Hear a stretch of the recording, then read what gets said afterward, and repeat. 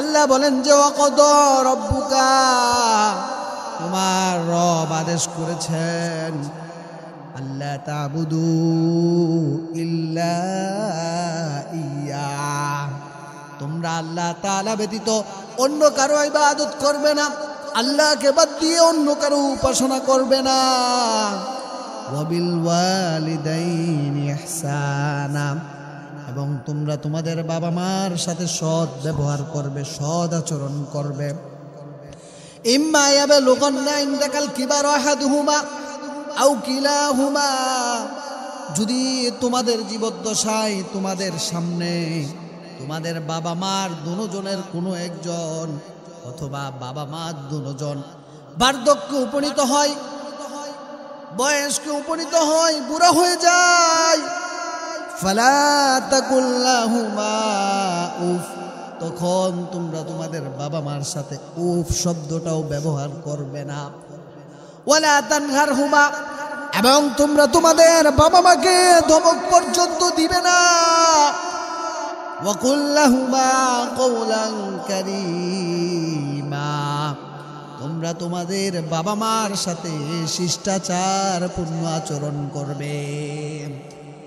ওয়াখফিদ লাহুমা জানাহাদ দুল্লি মিনার রাহমাতি, যখন তোমরা তোমাদের বাবা মার সম্মুখে থাকবে, সামনে থাকবে, এমন ভাবে ভদ্রতার সাথে নম্রতার সাথে তোমাদের মাথাকে নত করে দিবে, যেন এই নত করাটা কোনো মানুষকে দেখানোর জন্য না হয়, একমাত্র যেন বাবা মাকে সন্তুষ্ট করার জন্য হয়। ওয়াকুর রব্বিরহামহুমা কামা রব্বায়ানি সগীরা, আর তোমরা আল্লাহ তাআলার কাছে তোমাদের বাবা মার জন্য দোয়া করবে, রব্বিরহামহুমা, হে আমাদের রব, হে আমাদের পালনকর্তা, আপনি কবরের মধ্যে আমাদের বাবা মার প্রতি ওইরকম আচরণ করুন, আমাদের বাবা মাকে আপনি কবরের মধ্যে ওইরকম ভাবে লালন পালন করুন, কামা রব্বায়ানি সগীরা, যেরকম ভাবে আমার বাবা মা আমাকে শৈশবকালে লালন পালন করেছেন, ছোটবেলায় আমাকে আদর স্নেহ ভালোবাসা মমতা দিয়ে যেরকম ভাবে আমার বাবা মা আমাকে বড় করেছেন, ঠিক কবরের মধ্যে আজকে আপনি আমার বাবা মার সাথে ওইরকম ভাবে আচরণ করুন। সুবহানাল্লাহ পড়ে।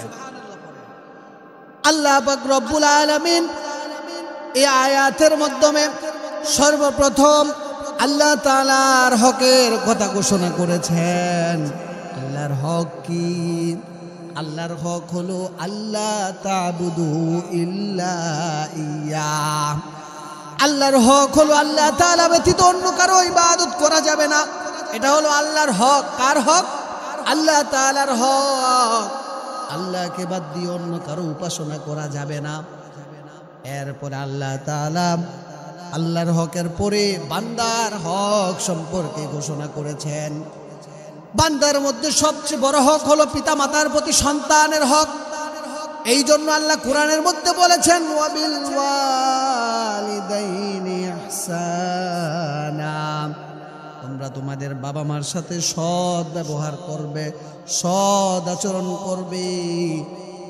আল্লাহ তাআলা এই আয়াতের মাধ্যমে আমাদেরকে 6টা জিনিস শিক্ষা দিবেন। কয়টা জিনিস? কথা বলেন। আল্লাহ তাআলা আমাদেরকে আয়াতের মাধ্যমে 6টা জিনিস শিক্ষা দিবেন। ওই 6 জিনিস কি? 1 নাম্বার হলো ওয়াবিল ওয়ালিদাইনি ইহসানা। ভাইয়ের আমার, এই 6টা জিনিস যদি আমরা স্মরণ রাখি, মনে রাখি, তাহলে আমাদের উপকারে আসবে, আমরা লাভবান হব। কারণ আমরা তো লাভটা খুঁজি, আমরা যেদিকে লাভ সেদিকে ছুটে যাই।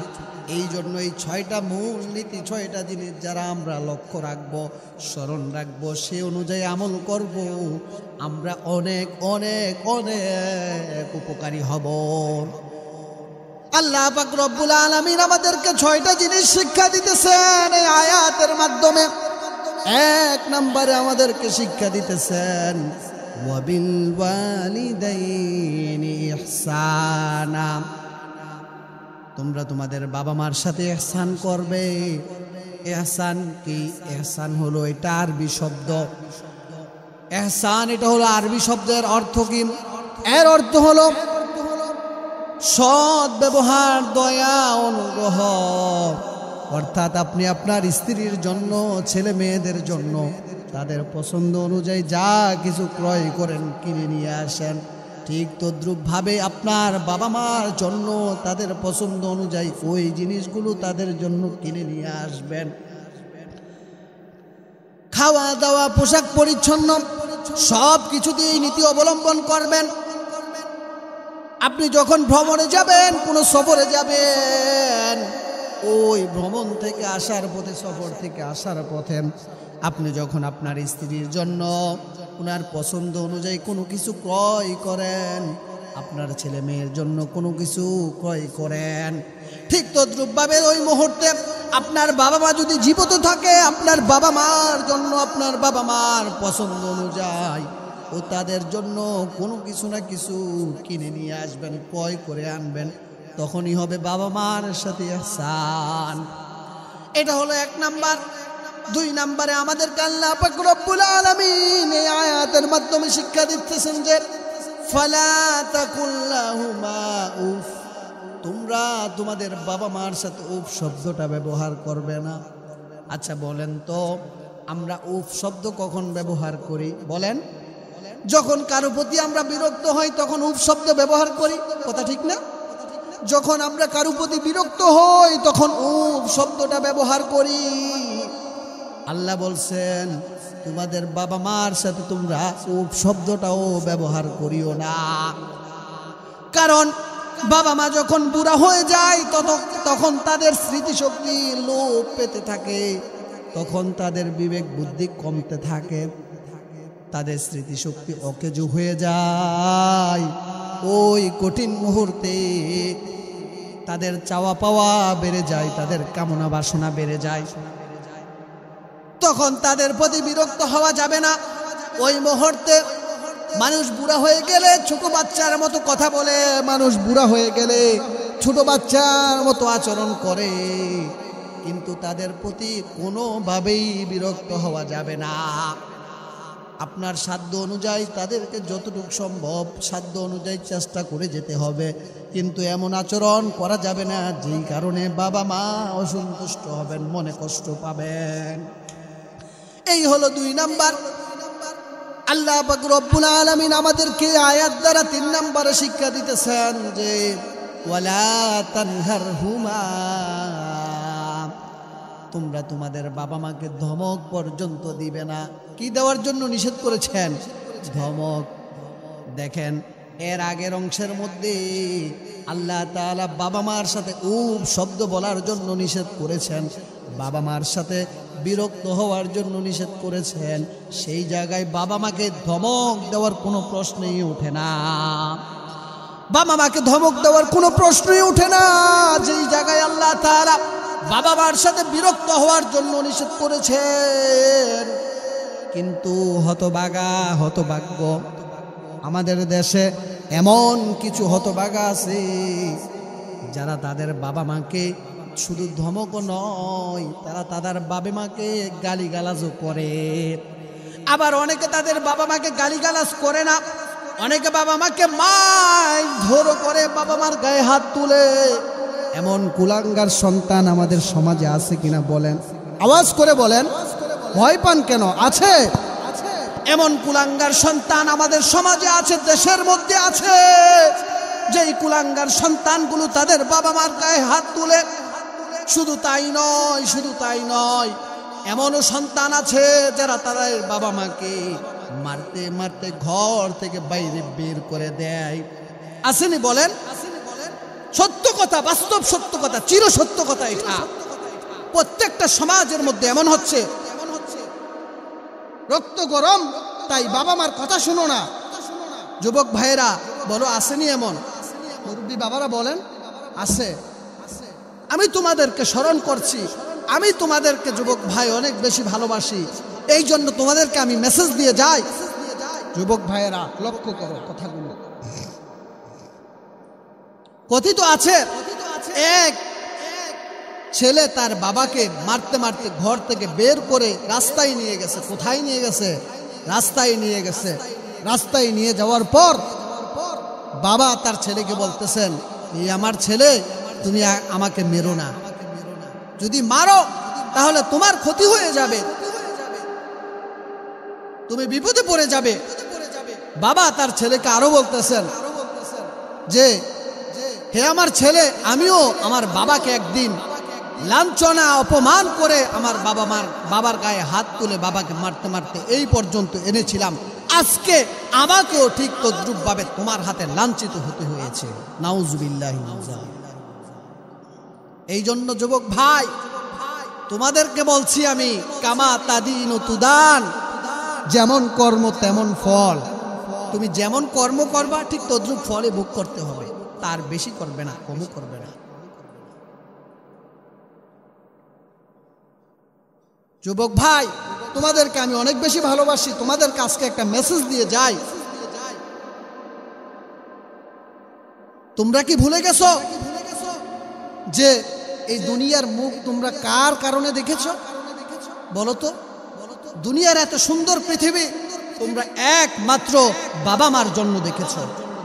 বাবা মার কারণে তোমরা দুনিয়ার মধ্যে এসেছো, এই জন্য দুনিয়ার এত সুন্দর পৃথিবী দেখতেছো। শুধু তাই না, দুনিয়ার মধ্যে আসার পরে আল্লাহ তাআলার কত নাজ নেয়ামত, কত সুস্বাদু খাবার তোমরা ভক্ষণ করছো, খাবার খাচ্ছ, এগুলা কি ভুলে গেছো? কেন হয়েছে সবগুলো? বাবা মার মাধ্যমে তোমরা এই দুনিয়ার মধ্যে এসেছো, এই জন্য সব কিছু ভোগ করতেছো। তোমরা কি ভুলে গেছো যুবক ভাই? আজকে বিয়ে করার পর বউয়ের কথা অনুযায়ী চলো, বাবা মার খোঁজ খবর রাখো না? বউটা তোমার কাছে এতই প্রিয় হয়ে গেল, বাবা মার ওষুধপত্রের কোনো খবর রাখো না, বাবা মার খোঁজ খবর রাখো না। বাবা খাচ্ছে, মা খাচ্ছে নাকি খাচ্ছে না, বাবা কোথায় যাচ্ছে, বাবার পকেটে টাকা আছে কিনা, মার ওষুধ আছে কিনা খবর রাখো। কথা বলো, রাখো। এমন অনেক ছেলে আছে রাখে না। সব যুবক খারাপ না, আবার সব যুবকও ভালো না, ভালো আছে খারাপও আছে। তোমাদেরকে আমি বলছি ভাই, বাবা মার কারণে দুনিয়ার মধ্যে এসেছো, আসার পরে বিয়ের উপযুক্ত হওয়ার কারণে বিয়ে করাইছে বাবা মা, আর না হয় বউটাও পাইতে না। বউ পাইয়া বাবা মাকে ভুলে গেছো, এমন কাজ কখনোই করবা না। আর অনেক বউরা এমনও আছে স্বামীকে কুপরামর্শ দেয়, আসেনি বলেন? স্বামীর কান ভার করে বাবা মার ব্যাপারে, ভাইদের ব্যাপারে, বোনদের ব্যাপারে। আমার মাইকের আওয়াজ যতটুকু যাচ্ছে, বোনদেরকে আমি বলছি, বউ তাদেরকে আমি বলছি, আপনারা আমার প্রতি রাগ করেন না, কারণ আমাকে সত্য কথাটা বলতে হবে। বেশিরভাগ ঘরে সমাজে এমনটাই চলতেছে। আমি যদি সত্য কথাটা না বলি, আমি আল্লাহর আদালতে ধরা খেয়ে যাব। আল্লাহর আদালতে আমাকে আটকাতে হবে। আল্লাহ বলবেন, আমি তোমাকে দ্বীনি ইলম, তুমি ওই এলেমের সঠিক প্রচার করো নাই, অপপ্রচার করেছ। এই জন্য বোনেরা, ভাইয়েরা, আমার প্রতি রাগ করেন না। আর যদি রাগ করেনও আমার কিছু যায় আসে না, আমাকে সঠিক কথাটা বলতে হবে। আর না বললে আমি আল্লাহর কাছে আল্লাহর আদালতে ধরা খেয়ে যাব। এই জন্য তোমাদেরকে বলছি, যুবক ভাই, বউয়েরা, তোমরা যদি বৃদ্ধ অবস্থায় তোমাদের সন্তানদের থেকে ভালো আচরণ পেতে চাও, তোমরা সুন্দরভাবে জীবন যাপন করতে চাও, তাহলে এখন ভালো আচরণ করে যাও, ভালো আচরণ করে যাও বাবা মার সাথে, সকলের সাথে। বৃদ্ধ অবস্থায় তোমাদের ছেলে মেয়ে, তোমাদের ছেলের বউয়েরা এমনই তোমাদের সাথে আচরণ করবে। ওই কামা তাদিনু তুদান, যেমন কর্ম তেমন ফল। আর গ্রাম্য ভাষায় তো একটা কথা আছে, আগের হাল যেভাবে যায় পরের হাল সেভাবে যায়। আপনি যেমন ভাবে চলবেন, যেমন ভাবে আপনি আচরণ করবেন, ঠিক তদ্রুপ আচরণ আপনি পাবেন, আপনি ওই রকম ফল পাবেনই। এই জন্য এমন কাজ করা যাবে না। আল্লাহ পাক রব্বুল আলামিন আমাদেরকে 4 নম্বরে শিক্ষা দেন যে, ওয়াকুল লাহুমা কওলান কারীমা, তোমরা তোমাদের বাবা মার সাথে শিষ্টাচারপূর্ণ আচরণ করবে, সৎ ব্যবহার করবে। এটা হলো 4 নাম্বার শিক্ষা। বাবা মার সাথে উঁচু গলায় কথা বলা যাবে না। বাবা মার সাথে যদি উঁচু গলায় চোখ রাঙিয়ে কথা বলেন, বাবা মা মনে কষ্ট পাবে। কথা বলেন, পাবে না? বাবা মার মনে কষ্ট হবে। আর বাবা মার মনে যদি কষ্ট হয়, আল্লাহর আরশ পর্যন্ত কেঁপে ওঠে। 5 নাম্বার আল্লাহ পাক রব্বুল আলামিন আমাদেরকে শিক্ষা দিচ্ছেন, ওয়াখফিদ লাহুমা জানাহাদ দুল্লি মিনার রাহমাতি। তোমরা যখন তোমাদের বাবা মার সম্মুখে থাকবে, তোমাদের বাবা মার সামনে যখন থাকবে, এমন নম্রতার সাথে, এমন ভদ্রতার সাথে তোমাদের মাথাটাকে নত করে দিবে।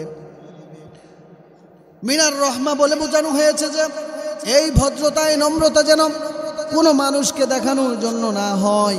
এই নম্র ভদ্রতা যেন একমাত্র আল্লাহকে রাজি খুশি করার জন্য, বাবা মার সন্তুষ্টির জন্য, বাবা মার সাথে আন্তরিকতার কারণে হয়। 6 নম্বরে আল্লাহ পাক রব্বুল আলামিন আমাদেরকে আয়াতের মাধ্যমে শিক্ষা দিচ্ছেন। আল্লাহ বলেন যে ওয়াকুর রব্বির হামহুমা কামা রব্বায়ানি সগীরা। আল্লাহ বলেন যে যুবক, আল্লাহ বলেন তোমরা তোমাদের বাবা মার জন্য আল্লাহ তাআলার কাছে দোয়া করবে। তোমাদের বাবা মার জন্য রব্বির হামহুমা, হে আমাদের পালন কর্তা, হে আমাদের রব, আপনি আমাদের বাবা মার সাথে কবরে ওইরকম আচরণ করুন। আমাদের বাবা মাকে আপনি কবরে ওইরকম ভাবে লালন পালন করুন। কামা রব্বায়ানি সগীরা, যেরকম ভাবে আমাদের বাবা মা আমাদেরকে ছোটবেলায় লালন পালন আদর স্নেহ দিয়ে বড় করেছেন। বুঝছেন? আল্লাহ তাআলা এই 6টা জিনিস আমাদেরকে শিক্ষা দেন। 6 নাম্বারটা দ্বারা আমাদেরকে শিক্ষা দেন যে কিভাবে বাবা মার জন্য দোয়া করতে হবে, দোয়াটা শিক্ষা দিয়েছেন। এখন আপনি আপনার বাবা মার জন্য, বাবা মার জীবিত অবস্থায় দোয়া করতে পারেন। বাবা মা মারা গেলে তো অবশ্যই দোয়া করবেন। জীবিত অবস্থায় কেন এই দোয়াটা করবেন? কারণ আপনি, অনেকেই দেখা যায় অর্থের দিক দিয়ে সফল থাকে না, অনেকের অর্থ কম থাকে। বাবা মা অনেক কিছু চাবে, কিন্তু তাদের সকল চাওয়া পাওয়া আপনি পূরণ করতে পারবেন না। কারণ আপনার সংসার আছে, বউ আছে, ছেলে মেয়ে স্ত্রী আছে, তাদেরকেও দিতে হবে, পাশাপাশি বাবা মাকেও দিতে হবে। এই জন্য আল্লাহ পাক রব্বুল আলামিনের কাছে আপনি দোয়া করবেন, আল্লাহ হে আমার পরওয়ারদিগার, হে আমার রব, আপনি আমার বাবা মার সকল মনের আশা বেদনা পূরণ করে দেন। আপনি আমার বাবা মার কষ্টগুলো দূর করে দেন। আমার সেই পরিমাণ অর্থ নাই, আমি বাবা মার 16 আনা খেয়াল রাখতে পারতেছি না। পারবেন তো এমন? বলেন। আল্লাহ আমাদেরকে তৌফিক দান করেন, সকলে বলুন আমিন। এই গেল কোরআনের আয়াত দ্বারা দলিল। এবার আসুন হাদিসের মধ্যে নবীজি সাল্লাল্লাহু আলাইহি ওয়াসাল্লাম কি বলছেন। হাদিসের মধ্যে নবীজি বলেন, রিজর রব্বি ফি রিজল ওয়ালিদিন ওয়া সাখাতুর রব্বি ফি সাখাতিল ওয়ালিদিন। নবীজি সাল্লাল্লাহু আলাইহি ওয়াসাল্লাম বলেন, আল্লাহ তাআলার সন্তুষ্টির মধ্যে বাবা মার সন্তুষ্টি। কার সন্তুষ্টি?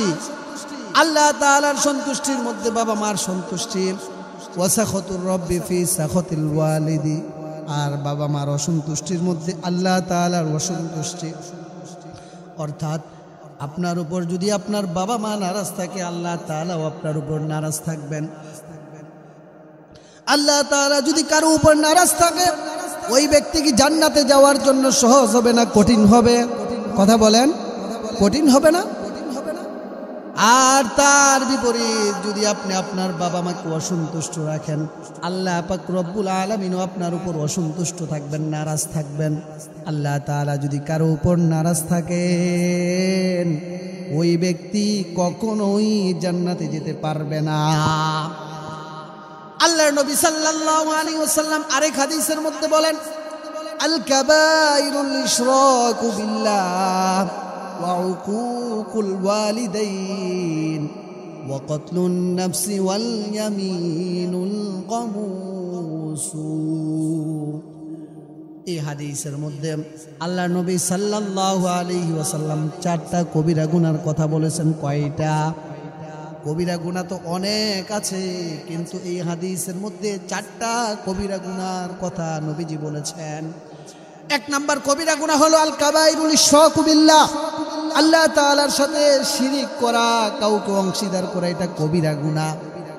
2 নাম্বার হলো উকুকুল ওয়ালিদাইন, বাবা মার অবাধ্য হওয়া, বাবা মার কথা না শুনে, এটা কবিরা গুনাহ।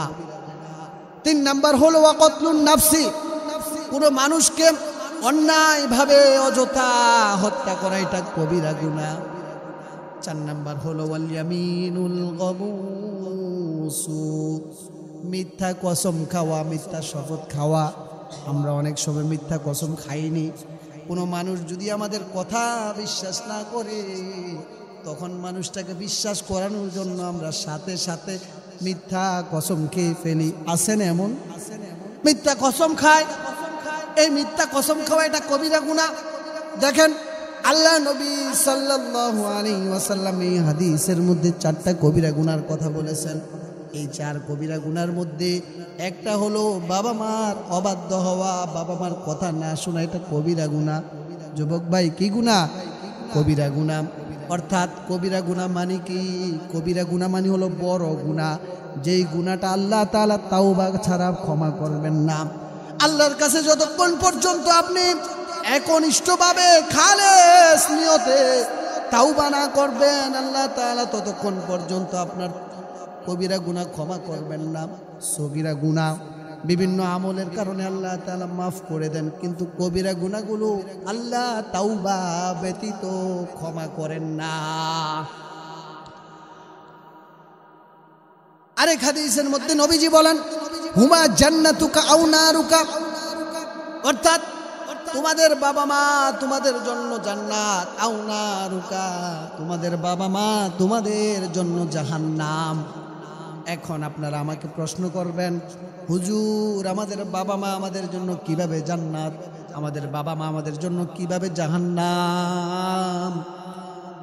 এটার ব্যাখ্যা হলো, আপনি যদি আপনার বাবা মাকে সন্তুষ্ট রাখেন, খুশি রাখেন, আল্লাহ পাক রব্বুল আলামিন আপনার উপর খুশি থাকবেন। আল্লাহ খুশি থাকলে আপনি জান্নাতে যেতে পারবেন। আপনি যদি আপনার বাবা মাকে অসন্তুষ্ট রাখেন, আল্লাহ তাআলাও আপনার উপর অসন্তুষ্ট থাকবেন। আর আল্লাহ যদি কোনো বান্দা বান্দীদের উপর অসন্তুষ্ট থাকেন, ওই ব্যক্তি কি জান্নাতে যেতে পারবে নাকি জাহান্নামে যেতে হবে? কথা বলেন, জাহান্নামে যেতে হবে। এই গেল হাদিস দ্বারা দলিল। আসুন আরেকটা হাদিস বলি। আজকে আলোচনা একটু লম্বা হবে, একটু সময় নেব আপনাদের থেকে, কারণ আজকে 2024 সালের শেষ জুমা। এই 24 সালটা কার জন্য জানি শেষ জুমা হয়ে যায়, কার জন্য জানি শেষ জুমা হয়ে যায়। আফসোস, আজকে আমরা যারা এখানে নামাজ পড়তেছি, আগামী বছর এই ডিসেম্বর মাসে হয়তো অনেকে নাও থাকতে পারি। কি বলেন? অনেকে তো নাও থাকতে পারি। যাদের হায়াত শেষ হবে চলে যাব না? আমিও তো নাও থাকতে পারি যদি হায়াত না থাকে। এই জন্য বাবারা, ভাইয়েরা, আপনাদের থেকে আজকে আমি একটু সময় নিব, ইনশাআল্লাহ গুরুত্বপূর্ণ কথাগুলো বলে ছেড়ে দিব। আপনারা রাজি আছেন তো? আচ্ছা, ইনশাআল্লাহ আপনাদের অনুমতি পাইছি। আল্লাহর নবী হাদিসের মধ্যে বলেন, আন আব্দুল্লাহ ক্বাল, হযরত আব্দুল্লাহ রাদিয়াল্লাহু তাআলা আনহু থেকে বর্ণিত, তিনি বলেন, সাআলতুন নাবিয়্যা সাল্লাল্লাহু আলাইহি ওয়াসাল্লাম, আমি নবীজি সাল্লাল্লাহু আলাইহি ওয়াসাল্লামকে জিজ্ঞাসা করলাম। আব্দুল্লাহ জিজ্ঞাসা করছেন, প্রশ্ন করছেন। কি প্রশ্ন করলেন? আইয়ুল আমালি আহাব্বু ইলাল্লাহি আযজা ওয়া জাল্লা। নবীজি বললেন, হে নবী, আল্লাহ তাআলার কাছে সবচেয়ে পছন্দনীয় আমল কোনটা, প্রিয় আমল কোনটা? নবীজি সাল্লাল্লাহু আলাইহি সাল্লাম বললেন, ক্বালাস সালাতু আলা ওয়াক্তিহা, সময় মতো নামাজ পড়া, এটা আল্লাহ তাআলার কাছে অনেক প্রিয়, অনেক পছন্দনীয় একটা আমল। এরপর ওই রাবি আবার নবীজিকে জিজ্ঞাসা করলেন, কুলতু সুম্মা আইয়ুন। নবীজি এরপরে কোন আমলটা আল্লাহ তাআলার কাছে প্রিয়? সময় মতো নামাজ পড়ার পর কোন আমলটা আল্লাহ তাআলার কাছে পছন্দনীয়? তখন নবীজি উত্তর দিলেন, ক্বালা সুম্মা বিররুল ওয়ালিদাইন। সময় মতো নামাজ পড়ার পর বাবা মার সাথে সৎ ব্যবহার করা, বাবা মার সাথে নম্রতার সাথে কথা বলা, এই আমলটা আল্লাহ তাআলার কাছে অনেক প্রিয় একটা আমল। ওই রাবি আবার নবীজিকে জিজ্ঞাসা করলেন, আবার প্রশ্ন করলেন, কুলতু সুম্মা আইয়ুন, হে আল্লাহর রাসূল, হে আল্লাহর হাবিব, বাবা মার সাথে সৎ ব্যবহার করার পর তারপরে কোন আমলটা আল্লাহ তাআলার কাছে প্রিয়? নবীজি সাল্লাল্লাহু আলাইহি ওয়াসাল্লাম উত্তর দিলেন, ক্বালা সুম্মাল জিহাদু ফি সাবিলিল্লাহ। সময় মতো নামাজ পড়ার পর আল্লাহ তাআলার রাস্তায় জিহাদ করা, এই আমলটা আল্লাহ তাআলার কাছে অনেক অনেক প্রিয়। দেখেন নবীজি সাল্লাল্লাহু আলাইহি ওয়াসাল্লাম এই হাদিসের মধ্যে তিনটা প্রিয় আমলের কথা বলেছেন। কয়টা? তিনটা। এই তিন প্রিয় আমলের মধ্যে একটা হলো বাবা মার সাথে সৎ ব্যবহার করা, বাবা মাকে খুশি রাখা। সৎ ব্যবহার মানে হলো আপনি আপনার সব কিছুতে এভরিথিং ভাবে বাবা মাকে খুশি রাখবেন, এটার নামই হলো সৎ ব্যবহার। বুঝছেন? অর্থাৎ এইভাবে অসংখ্য কোরআনের আয়াত ও নবীজি সাল্লাল্লাহু আলাইহি ওয়াসাল্লামের অসংখ্য হাদিস আছে যেগুলো বলে শেষ করা যাবে না। যুবক ভাই, তোমাদেরকে আমি বলছি, বাবা মা সাথে কখনোই বেয়াদবি করবে না, কারণ বাবা মার দোয়া যেভাবে আল্লাহ তাআলার দরবারে কবুল হয়ে যায়, ঠিক তদ্রুপ ভাবে বাবা মার বদদুয়াটাও আল্লাহ তাআলার কাছে লেগে যায়। যেমন দেখেন আল্লাহর নবীর এক সাহাবী, একটা উদাহরণ দেই। আল্লাহর নবীর এক সাহাবী হযরত আলকামা রাদিয়াল্লাহু তাআলা আনহু, ওই সাহাবী মৃত্যুর সাথে পাঞ্জা লড়ছেন। 3 দিন বিছানার মধ্যে শুয়ে আছেন। কয়দিন? 3 দিন বিছানার সাথে শুয়ে আছেন। ওই সাহাবীর মুখ দিয়ে কালিমা বের হচ্ছে না, কালিমা নসিব হচ্ছে না, মুখ বন্ধ হয়ে গেছে। ওই সাহাবী আলকামা রাদিয়াল্লাহু তাআলা আনহুর ঘরের পরিবার লোকজন, স্ত্রী সবাই তাকে কালিমার তালকিন দিচ্ছেন, কিন্তু তারপরও মুখ দিয়ে কালিমা বের হচ্ছে না। নবীজি সাল্লাল্লাহু আলাইহি ওয়াসাল্লামের কাছে খবর পাঠানো হলো, ইয়া রাসূলুল্লাহ, ইয়া হাবিবাল্লাহ, হে আল্লাহর রাসূল, আপনার সাহাবী আলকামা রাদিয়াল্লাহু তাআলা আনহুর তো মুখ দিয়ে কালিমা নসিব হচ্ছে না। নবীজি বললেন, তার স্ত্রীকে খবর দাও। স্ত্রীকে নবীজি জিজ্ঞাসা করলেন, তোমার স্বামী কেমন ছিল? ওই আলকামা রাদিয়াল্লাহু তাআলা আনহুর স্ত্রী বললেন, আমার স্বামী অনেক পরহেজগার নেককার ছিলেন, কোনো আমল ছুটত না, জিকির থেকে শুরু করে সব আমলে আমার স্বামী করতেন, কোনো আমল ছুটত না। তারপরে নবীজি সাল্লাল্লাহু আলাইহি ওয়াসাল্লাম বললেন, আলকামার কোনো বাবা মা কি বেঁচে আছে? তারপরে আলকামা রাদিয়াল্লাহু তাআলা আনহুর স্ত্রী বললেন নবীজিকে, ইয়া রাসূলুল্লাহ, আলকামা রাদিয়াল্লাহু তাআলা আনহুর বাবা নাই, কিন্তু মা বেঁচে আছে। নবীজি বললেন, ঠিক আছে, তার মাকে আমার কাছে ডেকে পাঠাও। আলকামা রাদিয়াল্লাহু তাআলা আনহুর মা নবীজি সাল্লাল্লাহু আলাইহি ওয়াসাল্লামের কাছে আসার পরে নবীজি আলকামা রাদিয়াল্লাহু তাআলা আনহুর মাকে জিজ্ঞাসা করতেছেন, হে আলকামার মা, তোমার ছেলে আলকামা কেমন ছিল? আলকামার মা বলল, আমার ছেলে আলকামা খুব পরহেজগার ছিল, নেককার ছিল, অনেক আমল করত। এরপরে নবীজি তার মাকে জিজ্ঞাসা করলেন, তোমার ছেলের আচরণ তোমার প্রতি কেমন ছিল? এই কথা বলার সাথে সাথে আলকামা রাদিয়াল্লাহু তাআলা আনহু এর মায়ের চোখ দিয়ে পানি ঝরঝর করে বের হতে লাগলো, মুখ দিয়ে কোনো কথা বাজ হচ্ছে না। তখন নবীজি সাল্লাল্লাহু আলাইহি ওয়াসাল্লাম আলকামার মাকে বললেন, কি হলো, তুমি বলো না কেন, তোমার ছেলের আচরণ কেমন ছিল? আলকামা রাদিয়াল্লাহু তাআলা আনহুর মা বলল, ইয়া রাসূলুল্লাহ, হে আল্লাহর রাসূল, ইয়া হাবিবাল্লাহ, হে আল্লাহর হাবিব, আমার ছেলের সব কিছুই ঠিক ছিল, কিন্তু একটা জিনিস ঠিক ছিল না। আমার ছেলে সব সময় বউয়ের কথা শুনতো, নিজের স্ত্রীর কথা শুনতো, স্ত্রীর কথাকে প্রাধান্য দিত, উপরে রাখতো, আমি মায়ের কথা শুনতো না। আমার ছেলে আলকামা আমি মায়ের কথাকে অপেক্ষা করে চলতো, আমি মায়ের কথা শুনতো না। এই জন্য আমি আমার ছেলের প্রতি অসন্তুষ্ট, আমার ছেলের প্রতি আমি নারাজ।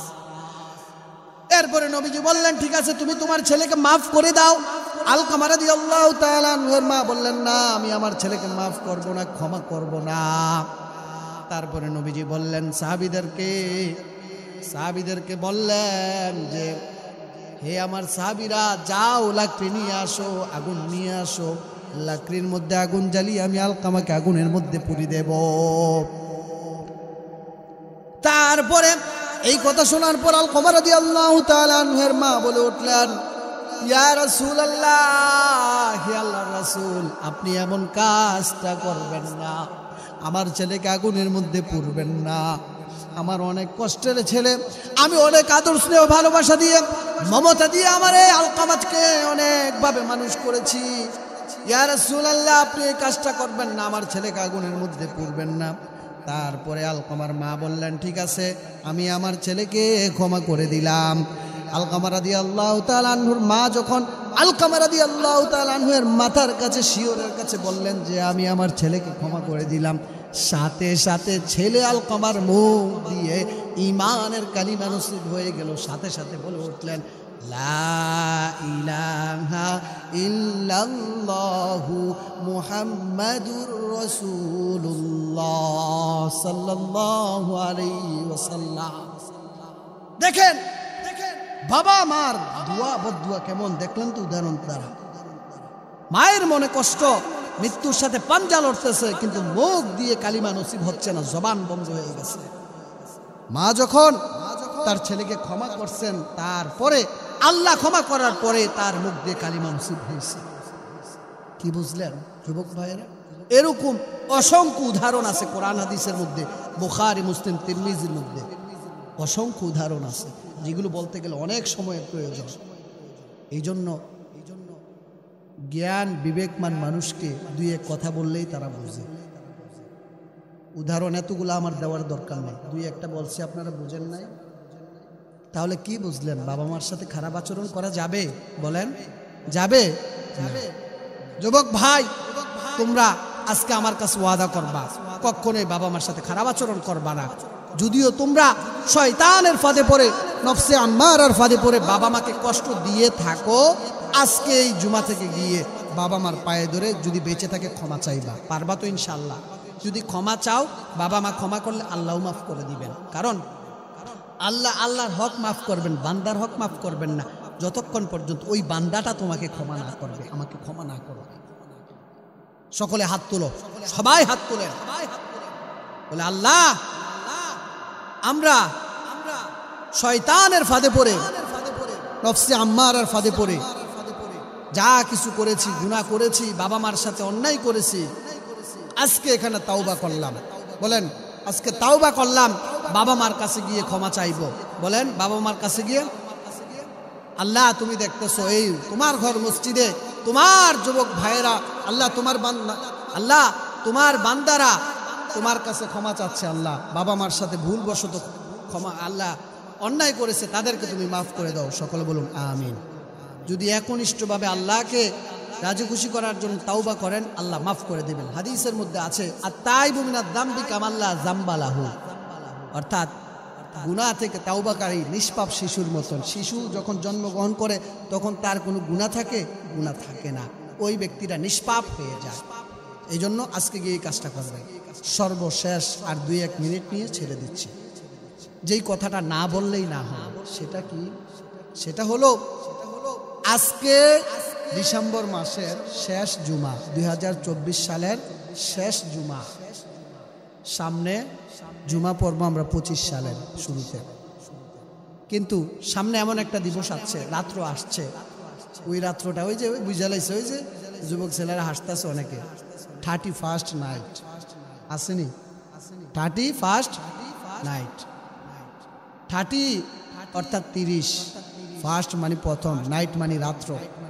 31st নাইট নামক রাত্র, অর্থাৎ ডিসেম্বর মাসের শেষ রাত্রটা, 12টার পরে তো এই 25 সাল শুরু হয়ে যায় ইংরেজি মাস অনুযায়ী। ওই রাত্রে যুবক ছেলেরা ঘুমায় না, গান বাজনার আড্ডা করে, পার্টি করে, ছেলে মেয়েরা ঘুরতে যায়, ওদিকে যায় সেদিকে যায়, এমন হয়নি 31st নাইট এটা ইসলাম ধর্মের মধ্যে কোনো কিছু না, এটা বিধর্মীদের কৃষ্টি কালচার। এই 31st নাইটকে বর্জন করতে হবে যুবক ভাইরা, পারবে তো ইনশাআল্লাহ? 31st নাইটকে আমরা বর্জন করব। শুধু তাই নয়, 31st নাইটের পরে ফেব্রুয়ারি মাসে আসতেছে এই যে কিনা এই কি যেন ভালোবাসা দিবস নাকি ফেব্রুয়ারিতে আসে, 14ই ফেব্রুয়ারি, বেহায়াপনা দিবস।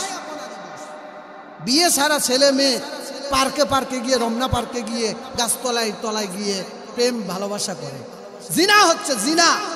যুবক ভাইয়েরা এমন করেনি?